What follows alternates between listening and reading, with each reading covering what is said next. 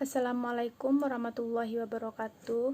Baiklah, saya akan mempresentasikan makalah manajemen risiko bank yang A, pengertian asuransi. Di Indonesia, pengertian asuransi menurut Undang-Undang Nomor 1 Tahun 1992 tentang usaha asuransi adalah sebagai berikut. Asuransi atau pertanggungan adalah perjanjian antara dua pihak atau lebih dengan mana pihak penanggung mengikat diri kepada tertanggung dengan menerima premi asuransi untuk memberikan penggantian kepada tertanggung karena kerugian, kerusakan atau kehilangan keuntungan yang diharapkan, atau tanggung jawab hukum kepada pihak ketiga yang mungkin akan diderita tertanggung yang timbul dari suatu peristiwa yang tidak pasti, atau tidak memberikan suatu pembayaran yang didasarkan atas meninggal atau hidupnya seseorang yang dipertanggungkan.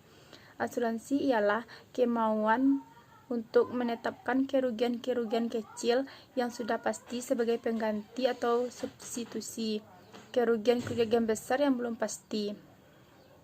Dari perumusan tersebut dapat ditarik kesimpulan bahwa orang bersedia membayar kerugian yang sedikit demi masa sekarang agar bisa menghadapi kerugian-kerugian besar yang mungkin terjadi pada waktu mendatang. Jadi, di sini ternyata bahwa segala kerugian yang mungkin terjadi pada masa yang akan datang kita pindahkan ke perusahaan asuransi.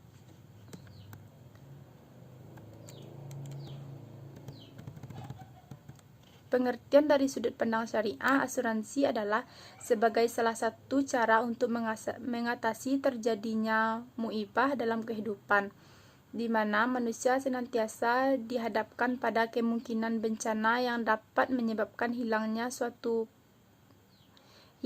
atau berkurangnya nilai ekonomi seseorang, baik terhadap diri sendiri, keluarga, atau perusahaan yang diakibatkan oleh meninggal dunia, kecelakaan, dan usia tua. Baiklah, pada poin B, manfaat dalam manajemen risiko. Ada berapa manfaat yang bisa diterima pada saat seseorang atau institusi masuk asuransi, yaitu 1.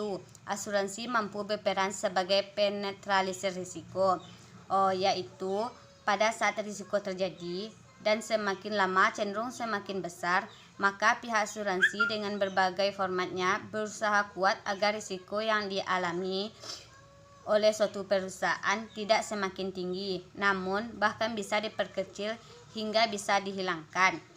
2. Asuransi sebagai pihak pengganti kerugian, di mana seseorang yang masuk dan terdaftar sebagai nasabah asuransi berkewajiban membayar setiap bulannya dengan rincian serta biaya klaim asuransi yang ditentukan dalam surat perjanjian yang disepakati oleh kedua belah pihak, yaitu penanggung dan tertanggung. Yang ketiga, mengurangi siksaan mental dan fisik bagi pihak tertanggung yang disebabkan rasa takut dan kekhawatiran. Yang keempat, menghasilkan tingkat produksi, tingkat harga, dan struktur harga yang optimum. Yang kelima, memperbaiki rasa pesaing perusahaan kecil. Sebagai tambahan, perusahaan asuransi dalam praktik berperan pula dalam aktivitas penting pengendalian kerugian. Ada manfaat apabila kita menjadi peserta asuransi. A. Memberikan rasa aman dan perlindungan. B. Mendistribusikan biaya dan manfaat yang lebih adil. C. Memberikan kepastian. D. Sarana menabung. E. Instrumen pengalihan dan penyebaran risiko. F. Membantu meningkatkan kegiatan usaha tertanggung.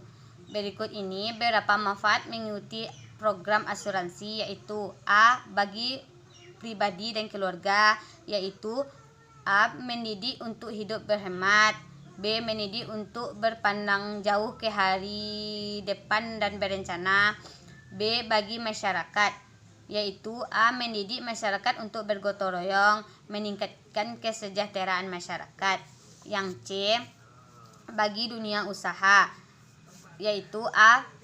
Menumbuhkan kepercayaan kreditur, menanam loyalitas karyawan terhadap perusahaan, dan merangsang produktivitas kerja.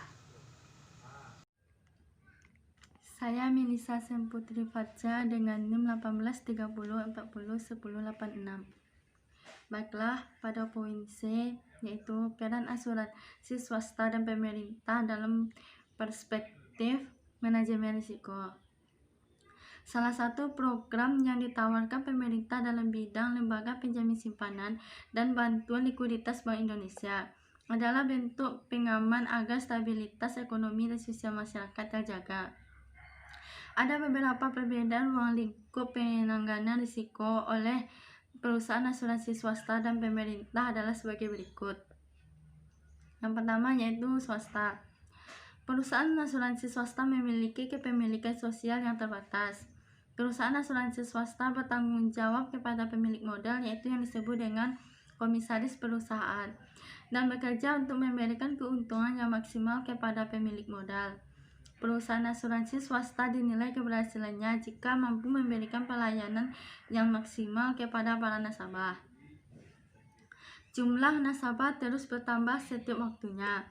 Jumlah perusahaan cabang semakin bertambah terutama di setiap provinsi, kabupaten, bahkan sebagai negara. Perusahaan asuransi swasta menawarkan berbagai tawaran untuk bisa diasuransikan seperti asuransi jiwa, kesehatan, kehilangan benda, kebakaran, dan sebagainya. Perusahaan asuransi swasta menghindari masuk dalam wilayah risiko yang bersifat sistematis, yaitu risiko pasar dan spekulatif. Perusahaan asuransi swasta memiliki acuan yang dirancang oleh kantor pusat untuk diaplikasikan oleh berbagai kantor cabang dan para pegawainya. Perusahaan asuransi swasta menghindari masuk ke risiko murni. Contoh, bank yang mengalami kondisi kebangkrutan, banjir besar yang menghancurkan serta merusak banyak harta benda, kasus lumpur gas seperti di Sidoarjo oleh Lapindo Berantas, bencana gunung berapi, dan lainnya. Alasan perusahaan asuransi tidak mau menanggungnya karena seperti bencana banjir yang mengakibatkan banyak pihak yang mengalaminya, baik rumah tangga hingga perusahaan bisnis. Dan jika ditanggulangi, maka jumlahnya sangat besar dan bisa menguras yang besar. Yang kedua yaitu pemerintah.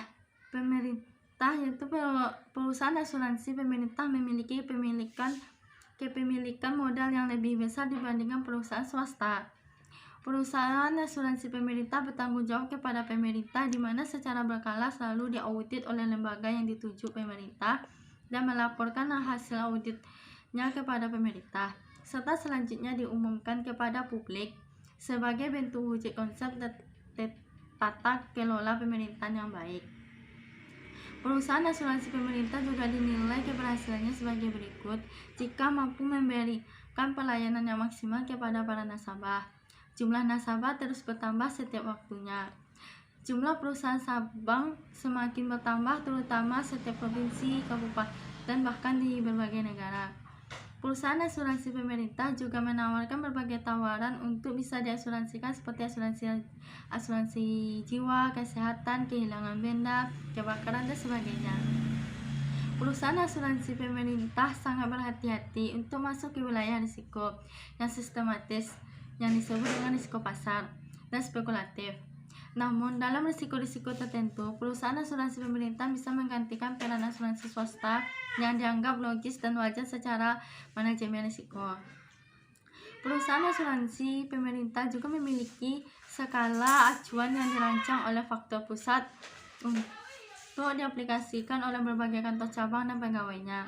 Skala acuan yang dibuat oleh pihak kantor pusat adalah berdasarkan pada kemampuan perusahaan, karena jika melebihi kemampuan yang dimiliki, malah akan membuat perusahaan bermasalah.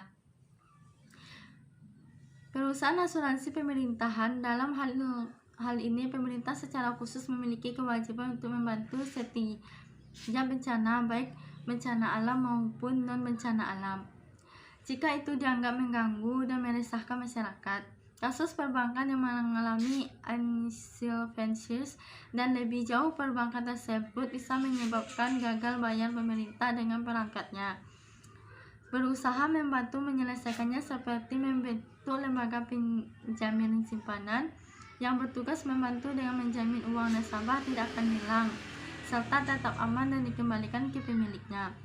Contoh yaitu kasus bank sentral atau pemerintah dan DPR serta lembaga terkait lainnya mencari solusi menyelesaikannya bermasalah tersebut.